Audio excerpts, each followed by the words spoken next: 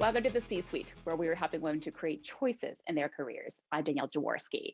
Making a decision on your own for yourself can sometimes be really challenging. What happens when you have to make a decision as part of a group?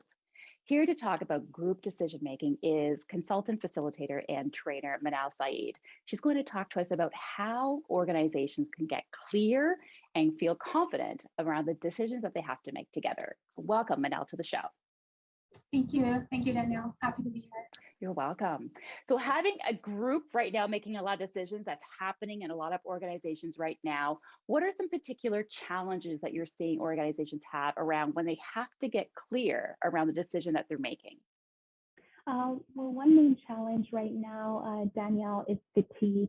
Folks are simply tired, right? And the types of conversations that I help facilitate are, for example, like strategic planning processes, diversity, equity, and inclusion conversations, board engagements. So decisions that aren't easy to make, right? Like they're heavy on their own before a COVID setting. So previously, a strategic planning process would be for example, 2 day long during the weekend, and it would be, full day sessions, and you'd have like those moments of connection, breaks, that sort of thing.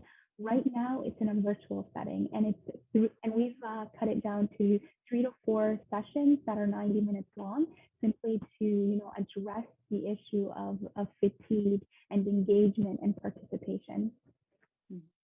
And do you find that in order to address the issue of fatigue, decision making is now it's taking longer because you have to split out these sessions? Absolutely, especially the type of facilitation that I help out with. So I do participatory decision making, and so initially we ask ourselves the question: who is ultimately affected by the decision, and how can we include them in the decision making process?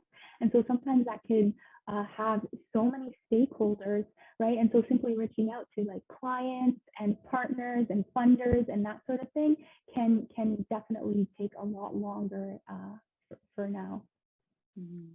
And what are some different strategies that you're using with your clients right now to keep focus over this potentially four different strategy session meetings? Well, understanding the participants is definitely key. And then as a process expert, ensuring that the agenda and the design of the session, like everything has a purpose to it. And so having structured conversations, right, and asking those really good questions that can help people have those important conversations. Also using certain tools, right? So you have the methods, facilitation methods, but then you also have the tools, right, to keep folks engaged. So like a virtual whiteboard and that sort of thing, just to keep them on their toes, and like Jamboard. So essentially, it's like working yourself back. So understanding the participants and what they require and their level of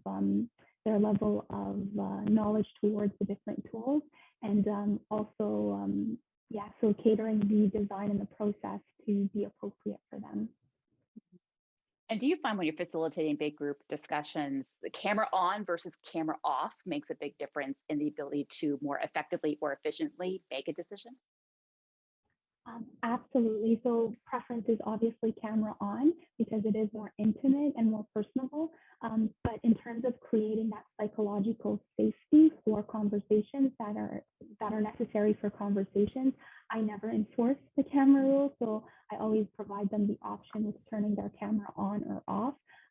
Simply because we don't know folks' personal context. Like I'm fortunate to be having this office setting. However, some people just don't have that, right? So they're kind of like working from the kitchen table with their children in the background, right? And so we never are aware of those context specific, and also just giving them the option. Yeah, so definitely camera on is the preferred option, but I don't enforce it. Mhm. And on your website, you talk about helping companies to get clarity and confidence around their group decision making. We've talked about the clarity.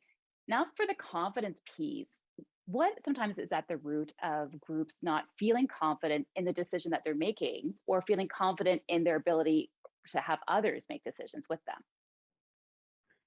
Well, this goes back to creating a psychologically safe environment and psychologically safe setting, Danielle. And so part of the process included is making sure that people feel comfortable to be themselves, to voice whatever idea that they have.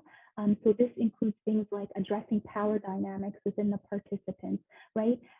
So really focusing on who is in the room and how could that affect people's ability to contribute. And so that's where the confidence piece comes in. The confidence piece also comes in with, the processes that are used to make a decision.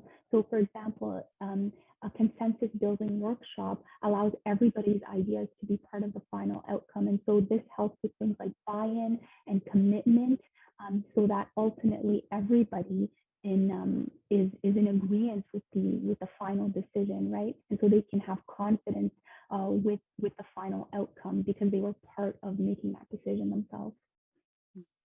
And sometimes groups can come to a decision and say, this is the firm, this is how we're going to move forward. But there can still be some fear associated with that decision because the decision means change and people deal with change very differently. How do you deal with the change management aspect of a decision when it's made? So that's where my consulting side comes in.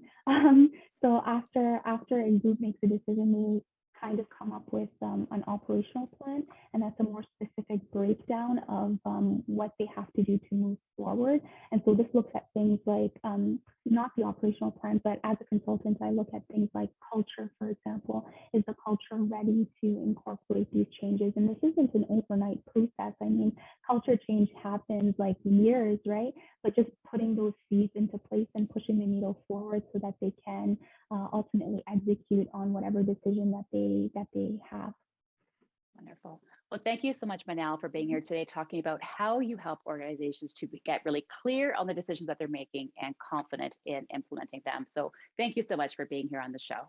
Thank you so much, Danielle. Have a great day.